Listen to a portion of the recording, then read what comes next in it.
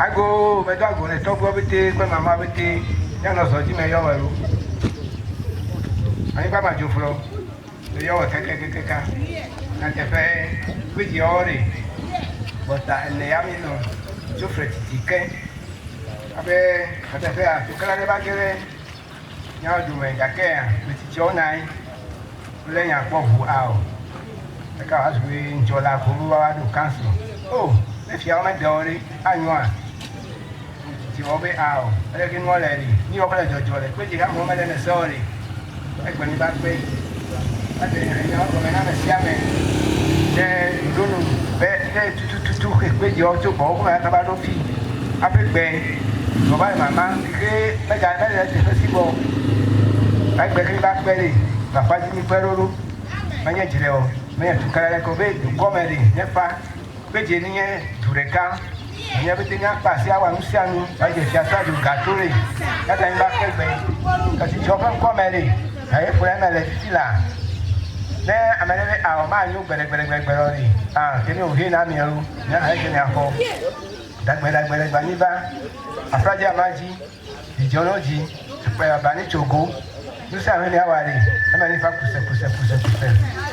so with Kunka, bro, Messichoy, Togba still, where Messicho, Sreme over here, Kelly, Hamessicho, but they obey, I've remained.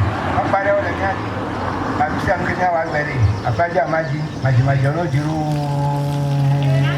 Yeah, I can have her. I'm never not to make him worry. But that's okay.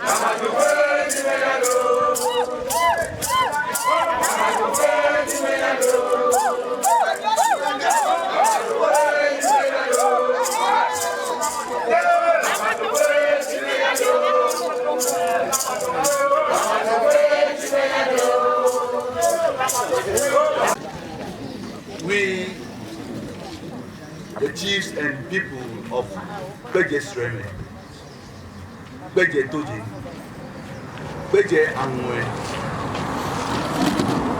and others have made a declaration and a resolution that the paramount chief, having attempted to elevate one of our clan chiefs to a divisional status, which is against, from Sreme, which is against our tradition and practices, we have resolved that we would not recognize him. Neither would we work with him. And having severed that oath of allegiance from him, we have declared today that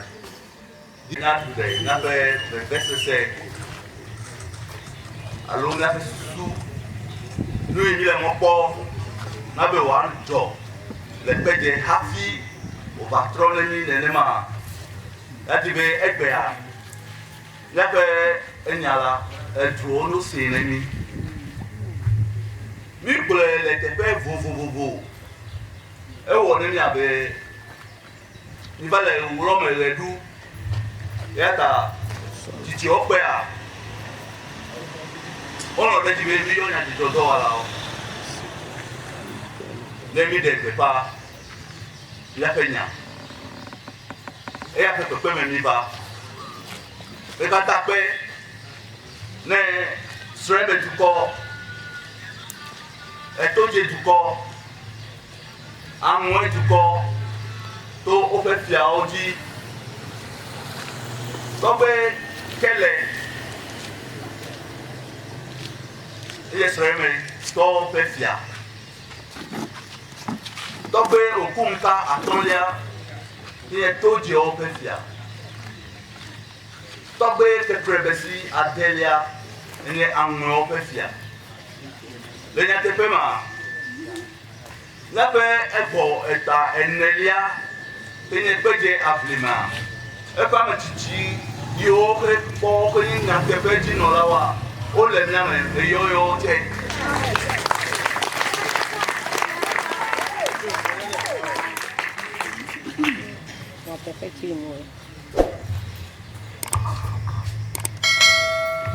Ba ya dibe nyakea ne afisa fi wa ko yi o ayomi mi ba de nero pinu lo alo ya tanga ni chakola be ya ni la Torgbe de ni be ni le claro.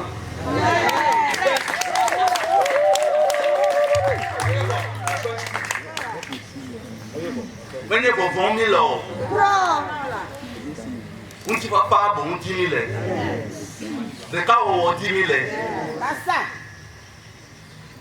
Nous vivons 10 000 €. Et pas pour 2 000 €.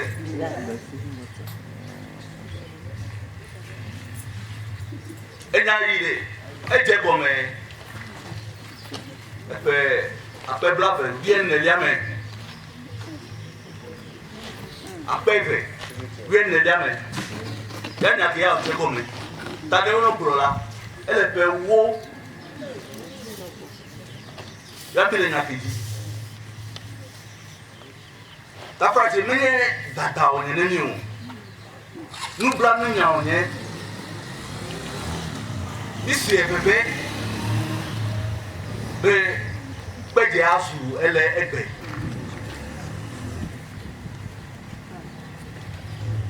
akede nya papo nya di jan loko na gule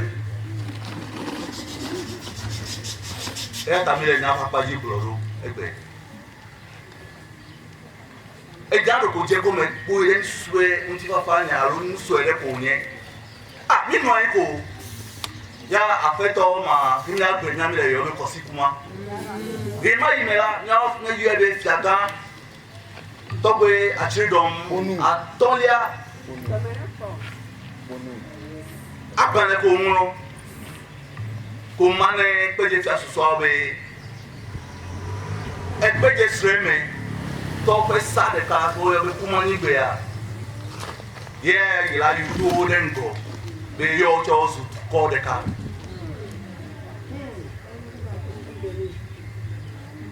na te bela e flex ala ma pe alo de ka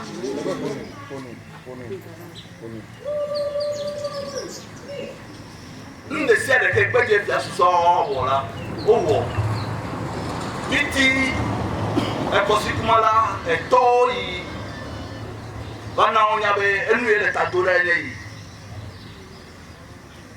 o yo e o grone ni gbogbo pe le te fe vovovo kaka le 2015 na ni gbogbo pe le Torgbe wusu fe sipito ba fe me e bo ma gbe ya o gbo be o enyo ke yi wo de e yo fi apete be me ja ni okola e bi ma ki ko ni gbo chela alo yi wo che yi me ka wo do gbo fun to fi nya tu nya do gbe da ko anasi nya nro e Ibe ne ata ekwote na ne kemele wa bla ne o. Togo funu. E ko menye be menye nkeku na bla ko aya de nya hia o. Kpedze pe ni nu e ya ta mi le aba ma wa do. Togo funu.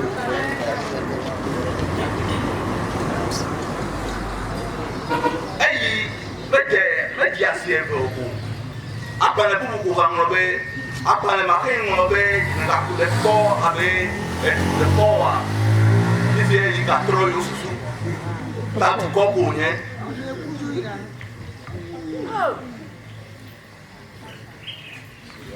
tu ko ko nye ta ya yi da ko yi ko be kuma yi gara enye tu ko je fu gbo mere na le ko be intransigent eto ya legendary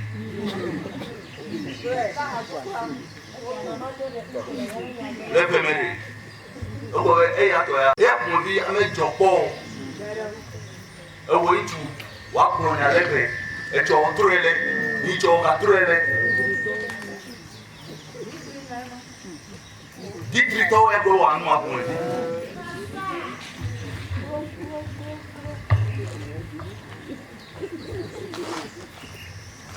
la me be no ano sigere ke na ko nya le ko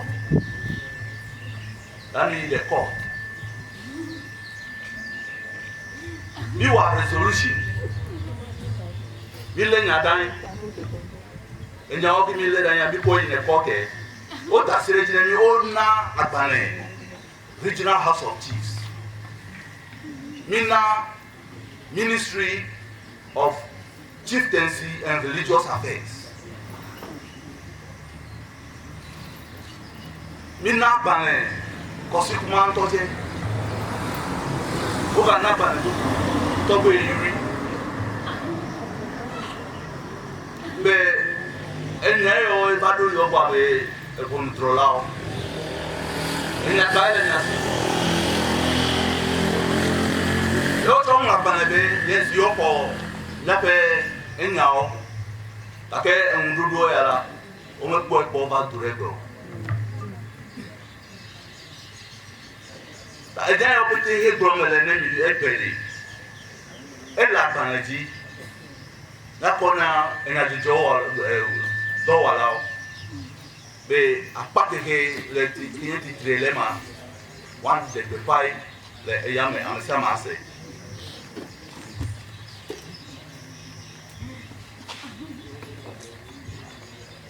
Ẹ̀ tàbí àmì ìdàpọ̀ ìkẹ́ mi tsọ̀ ẹ̀ bẹ́ẹ̀ ó dó ẹ̀yìn dẹ́ ẹ̀ ńgọ̀. Major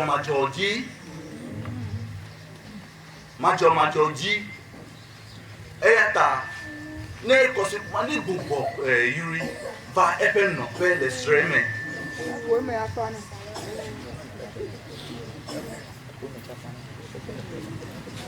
nebe wonu makura enya fole nya do me Kpedze ya ko gale eya nata ho obenova wo never traditional council le na me be aw ne nyakela no nya do me o me wana de kele hu iko nya yi ne court je o me do nya hu le fini o ya ko aba go be egbe obu traditional council ni le ke mi nya o ya ala o me le mu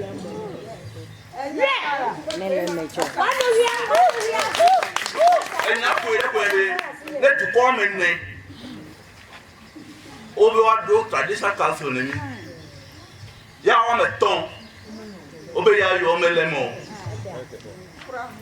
e ke be ni traditional council ko yo ta wa do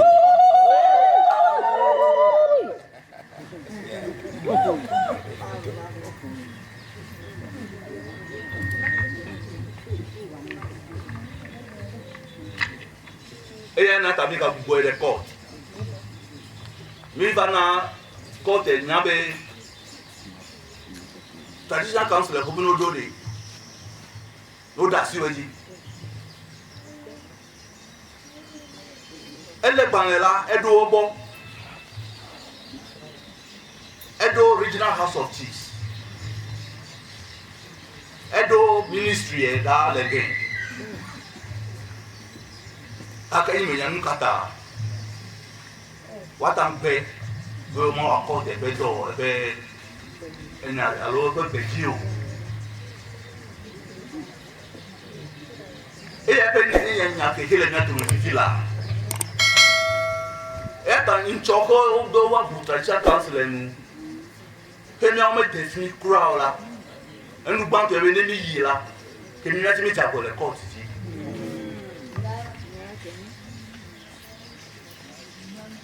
Et bien, le 2018 là, il va faire la petite courme. Et bien, le Torgbe, elle est honnête. Elle pense comment. Mais après photo, moi on a les questions n'y a rien mourir. Que n'y a-t-il la nature est bon. T'as mis tu vois mais ton qu'il va faire clair mais yo toi. Et moi voilà. Il t'attend. Tu vois mais ton plein dans nos vies soir. Il t'attend. Mais tu vois là, parce que moi me gagner la fête là quand oh. Eh, quand tu me le problème, mais je veux parce que moi les, t'as pas dit même ma bouillon, c'est bon. Et nous doit y que les nia aussi, et y a problème les.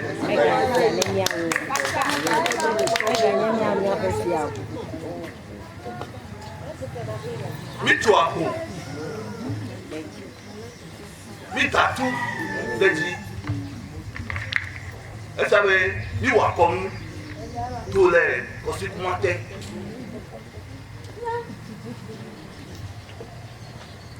Là, tu as fait des gros les pays. Mais il y a un coordinateur. Nous avons un petit peu. Et on a récupéré nous les nets.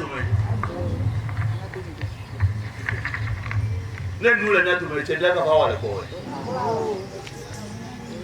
Là, tu as nommé des Nyamata. Nous voulons la fraction après Thomas.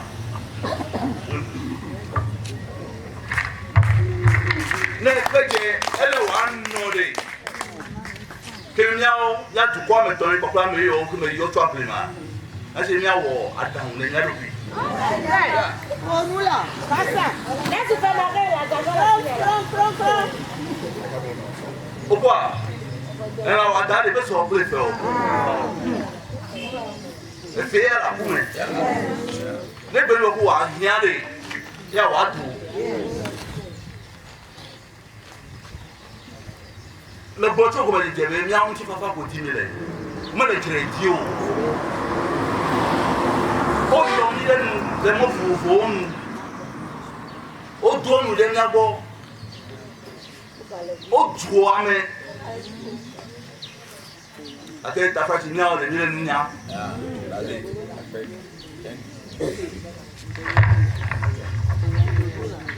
Miao, matin, tu vois. On a depuis.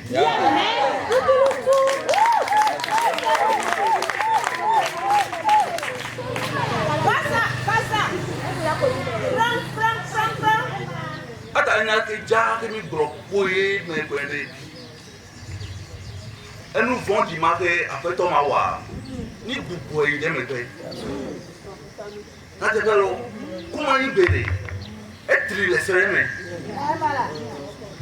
Ne be wa problème ma du corps mêlé. Tu me appelles wa ma.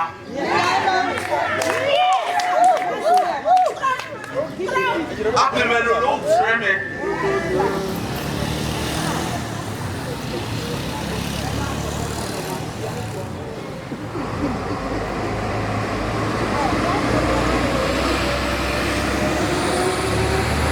Pour la porte de Torgbe il est nous blanc lui toi. Mais dans le dos qui corps avec une étudiant. Le bon mettre étudiant on est.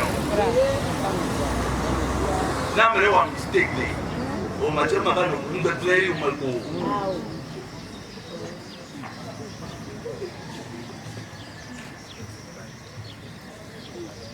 Et nous sommes amis quand il est côté mais nous me n'avait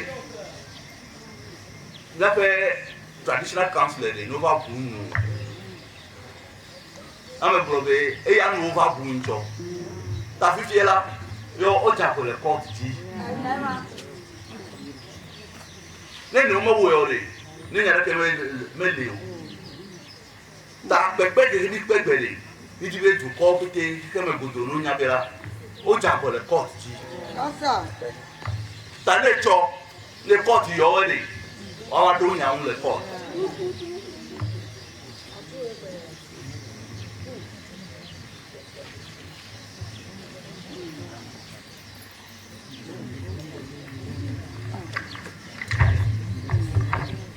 alebe enyayo yo nye nape enya ledanyo hemiko na enya jodo wala ake mom popo lebe le babjade le togbe okunka e design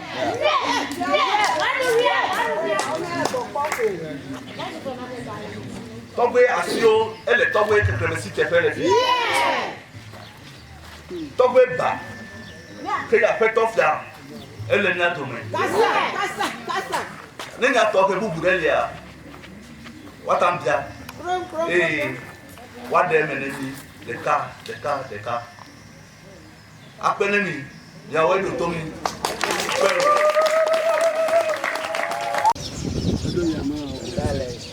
A resolution by the 3 chiefs of Kpedze the family of Kpedze Atrisdom. The first and second defendants are also chiefs within Kpedze traditional area, while the third defendant is the administrative head of the Volta Regional House of Chiefs.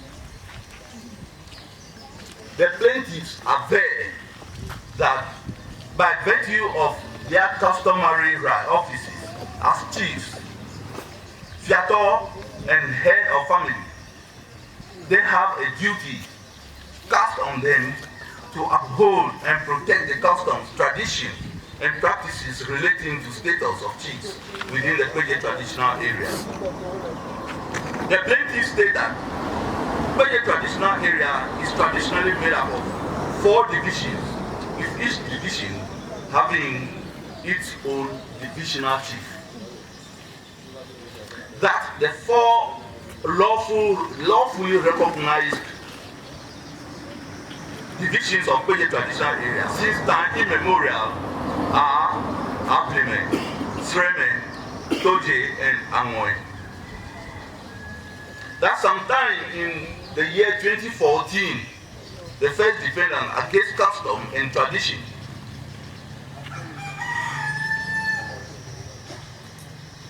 purported the status of divisional chief traditional area remains composed of, meanwhile,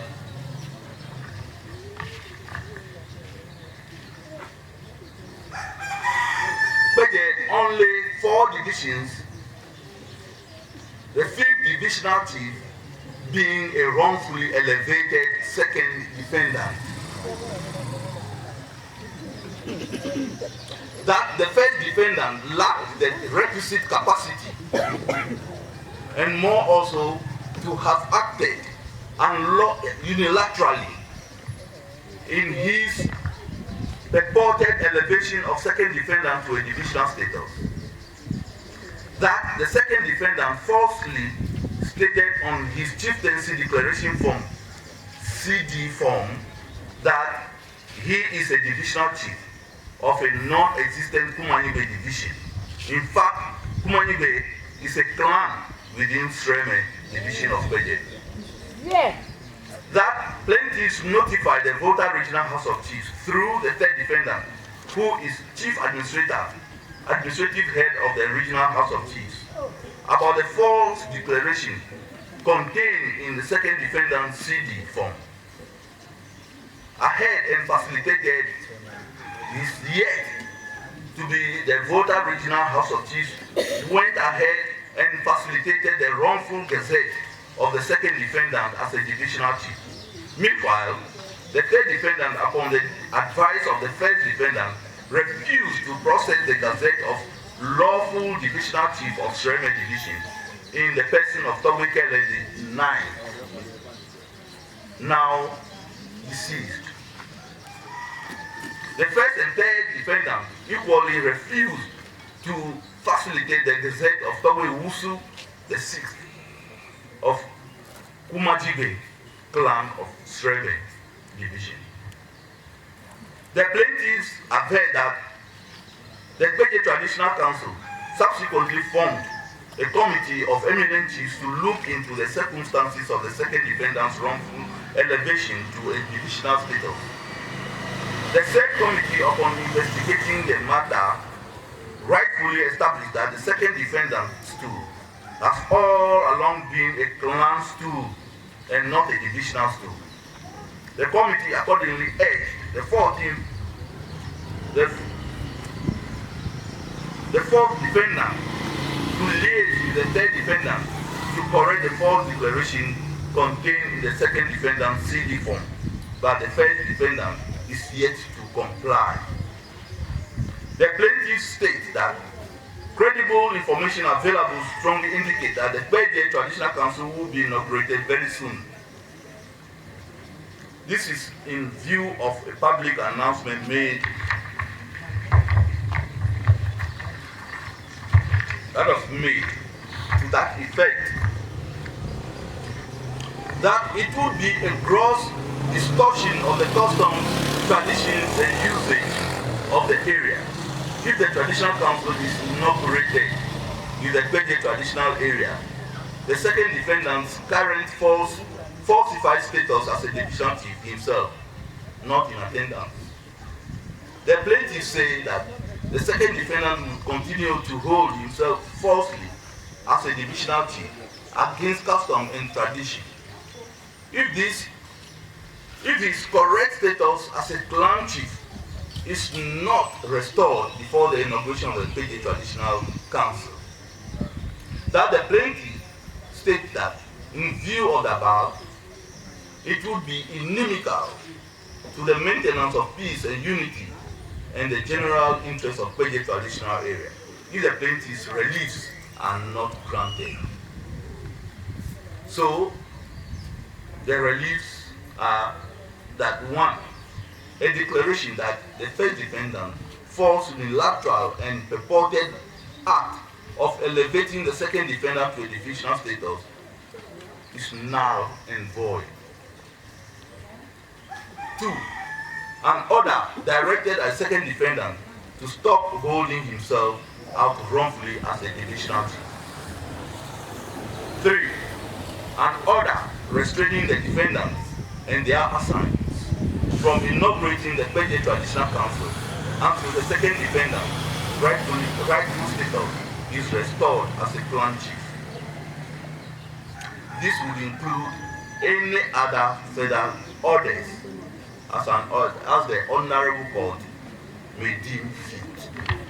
Thank you very much. But all, not in support. 3 divisions, including part of his own community. Okay, that's good. So the majority are not for him. Okay. Are you done? So the majority was not there on Friday, right? Yes. Please, are they all here? All of us are represented here. Okay.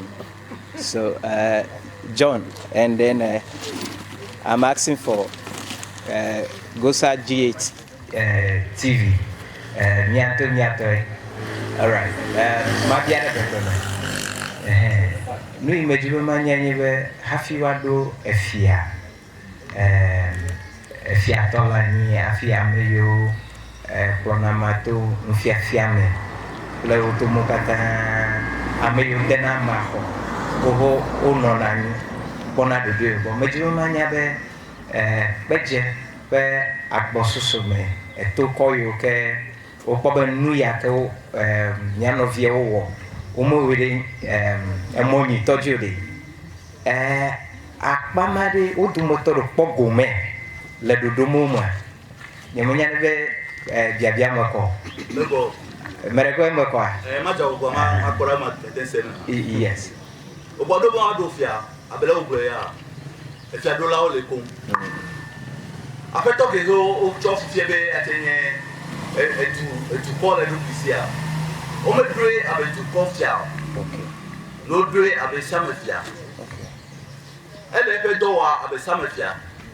Happy, après Thomas, et avec au Fifia, il doit l'engo. Kong ma nommé. Quand nous vous voulez qu'elle me l'alémo. Ta elle de ton yao peut me faire. Ame aujourd'hui pour côté quoi plus haut. Elle de ton peut me faire. Pas quand le conglone n'a pas été copié. Il doit l'engo. Elle se dit quoi? Ta du comment que y a de demfiala kokanchi mo kamle. Fi. Ya me globe. Sreme. Okay. Et ça me tombe. Et elle was Sreme. Oyo attaqué. Kumani be. Okay. Le kumaji be. Ta nebe ça m'a fait boublania. Kumani be. Elle est fait miame. Kumaji be. Elle est fait. Allô, sorry. Attaqué. Merci ouais. Attaqué fia. Attaqué fia. Ta kumani be. Kumaji be. On l'a fait du cycle miame. Okay. Et elle m'a dit que elle va faire salamato à bord de car. Fifi anenye be chichia ononi. You be there are for you data.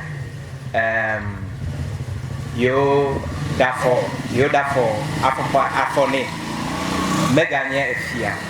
Mejuma nyabe House of Chiefs. Voter House of Chiefs de ele nyanyame no ala. Enye gbanto afi velia hande mejeshi dem nane menye de o ma be ona menu ne kle ne blobe enye chief administrator Registrar regional house me de o ma be e fe do pesam le tanopa ako nwi me le bo awa andu kore be nyama matan blo ne ma be ezan e pendo po e ya wo en nayi America choko yi ne regional house of chiefs a e ya pe nu ya jo wa todo e do menyu a e ya na ta mi degbe pa be o da fo gbeglen. Okay, mere ko mo gbona yi mere ko ame ya ke taflachilo fia kene fiaga okay fiaga nye administrator No. ame Fiagande e bo ma de na Fiagande do a gazette wa e ya wa cho perform ko ina I bet atasite be amelia inye be enye fia ta wata a gazette a be fia menye division chief so de ko gazette na okay fia de ko la no nya feel form e kwa wata gazette be problème ni fa du ko me be fia veve wa me fe le Sreme le fia yo be gazette for ma e be ya me nya o ta egbe me da site be no gazette wo. The regional house of chief. Yes, at the regional house of office. okay ta ni ke go me juma se ni be di mo mai ke gbe ma da sa gbala te o de matofia leto eya le ye ya Sreme pa alo de klan dai mo blo me de ya o ma be e fa du pesa be ya kokko de Sreme pa alo kli de da absolutely enyara tutu ma enyam ton ma ke voter House of Chiefs de eten na ndodo to ko aro afia potio be enya yo cover yo gbo ale yo emedoya o me la senyare ke jo gbo bra eya na ta me probe himi chonya ko agbana ko yi to court ko in the regional house of chiefs mina eya nto play Torgbe area o probe yo nya ko agbana ake ndodo de ke be chu gbo bana ni. okay fifia court blonya bo ma ga ole nenye be nya tro nya klomere dume ye court be mi ga ole ye nwi ya oba mi ga o ameke mewa ye be mo ba content e mi de shialade afoka e mi de mina to kla kota me bro le ni penu ko ebe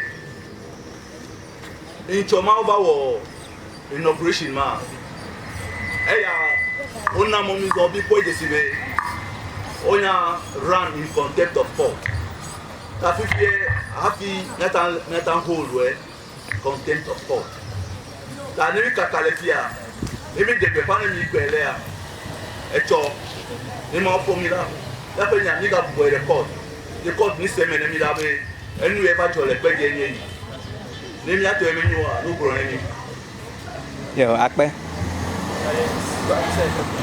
a traditional area made of 4 divisions who organized and mobilized their youth for concerted action.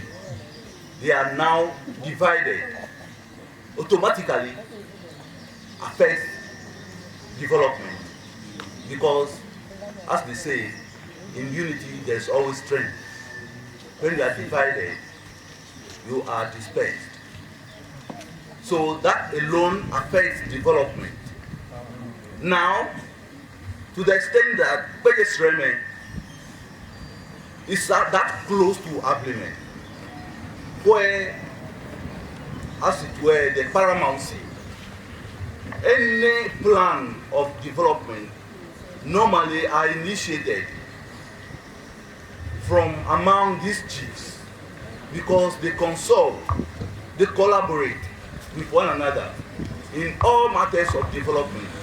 So in the circumstance, because they do not even talk to one another, organizational work has suffered. Even though Sreme does their own planning towards the development of Sreme, Todze does their own planning towards development of Todze, Anoe does the same. But the truth is that for a development of Kpedze to be complete, all the 4 divisions must have a common goal and strategy towards development issues. That is what is lacking, and it affects development highly.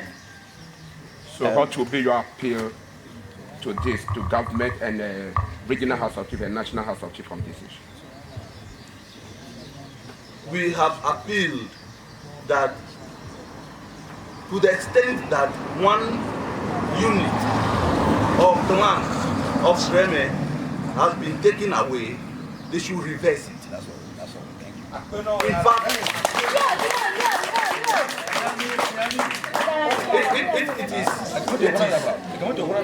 it is an issue that we cannot compromise on. It is an issue that there is no other alternative. There are no options. In fact, they can only return to their proper place as a unit or a clan within Sreme, and the matter is settled. So, if this continues, what will be your next line of action? I have attempted to answer that question by saying that, unfortunately, we will not tell you exactly what we will do next. We want to hold that one to our chest. We are returning to the court, and maybe the court will advise us even better.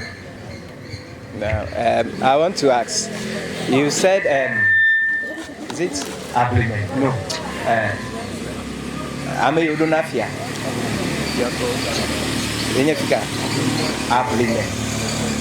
No, Ame Udunafia ka. Ame Udunafia ka otu Ablement. Otu Ablement. Actually, Aruchiko family. Yo nyebe dokumako yi megbe vide. Yo nyebe eglobe takopa de itavai. Ye yo ododo be yo da afekpa afoni ado avole abotani. Nu yonye efia haupe meke yoni golomemu ado mekarajo misagome do potole yepe populatea jipi le otomo because nu yawa ne la mashikola museli ela be onye jeshi oh obo na ode ame yo do fia yo ko akata ade challenge tanya ka glomo le suso yi mi ja obo a obro na yo afu na yo fe bi obro na be ni yo wo da yo fe ko mi e bi bu prada ani that reporting ego me ya ni tano pe menye ya onya me ya ole be ni blend mo kake ni mi na ne be ovon be you have the challenge you ta omega kunu ya bubu de kene mi o ya bi ko le nenema ya bi ko le nenema ta fi anwi ko jime edua leinye bena Sreme fe aloyo ngela wa trabo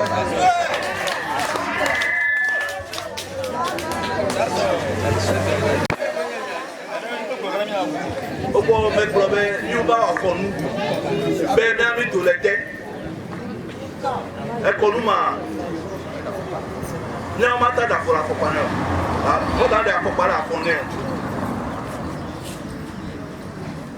miao loko mi to agbo e ta be yu akonu be o ma ka agbo e to pele in English agbo be ni severe allegiance with him. So we swore an oath never to work with him as our paramount chief again until this issue is... What is the name of the paramount chief you are talking about? We'll call him Torgbe Atrisdom the Fifth.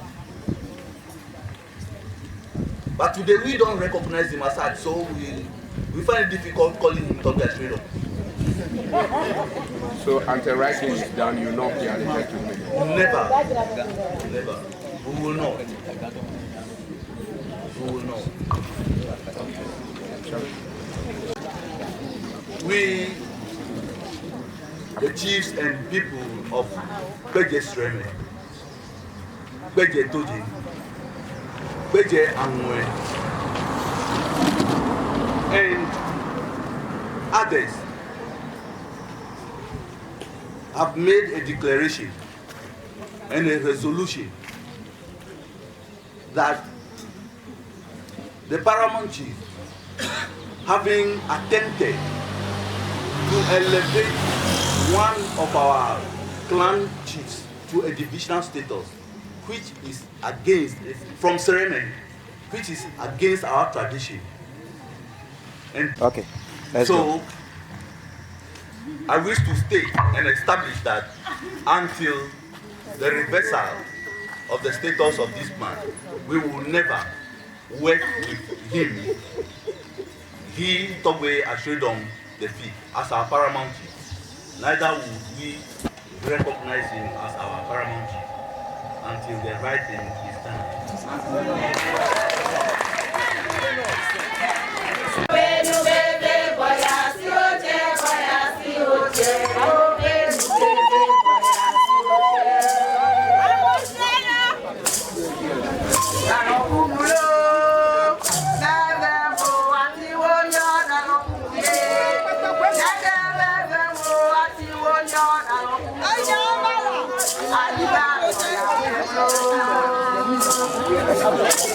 Thank you.